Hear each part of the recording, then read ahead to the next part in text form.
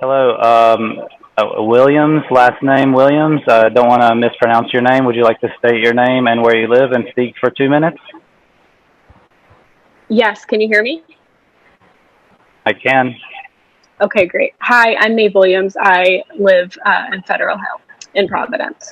I am an elementary school teacher in Providence as well. And prior to moving to Providence to teach, I did research as a Fulbright Scholar on different forms of policing, particularly policing women's bodies, and worked as a teacher in 3 different LA County prisons, and also served as a director of education for a nonprofit in South Central Los Angeles.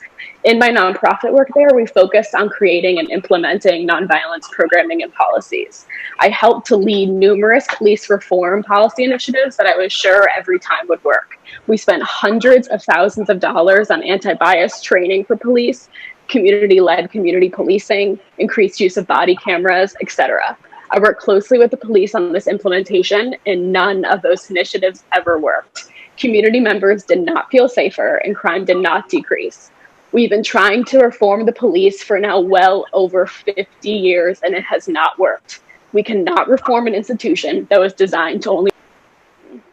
The time for reform is over. The only way we can start to heal our community is to finally start serving Black people in the way in which they deserve, and that's to defund the police. The institution at its roots is flawed, and we have seen time and time again that reforming has never helped.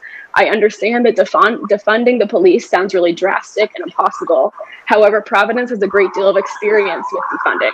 The current reorganization of Providence schools has us defunding education in our city, which is frankly shameful after the commitment Providence made to its school system and its students, particularly its Black and Brown students, following the release of the Johns Hopkins report 1 year ago. I demand that we, 1, get all police out of all Providence schools, 2, start defunding efforts of the police, and 3, get money into classrooms and services. Because at this point, the optics are not good, and it make it seem as though that you care about police equipment more than Black and Brown students in our schools. I do not feel protected by our country's police system, and neither do most of my students, friends, and loved ones. Growing up as a white woman, the police came with a feeling of safety for me often.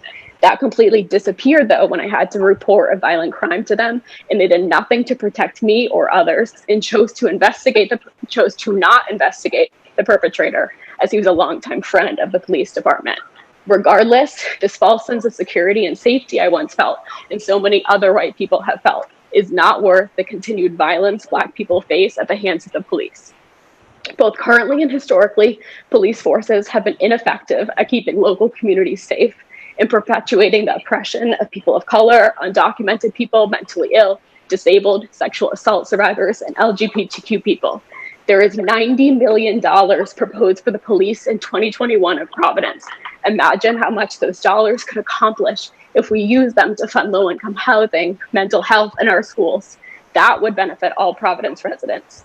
Los Angeles and other cities have started to reckon with the ineffective history of police reform and have started their police defunding processes. If Providence wants to claim that they are progressive and not an oppressive city, then it is time we lead and start defunding efforts as well. Thank you so much.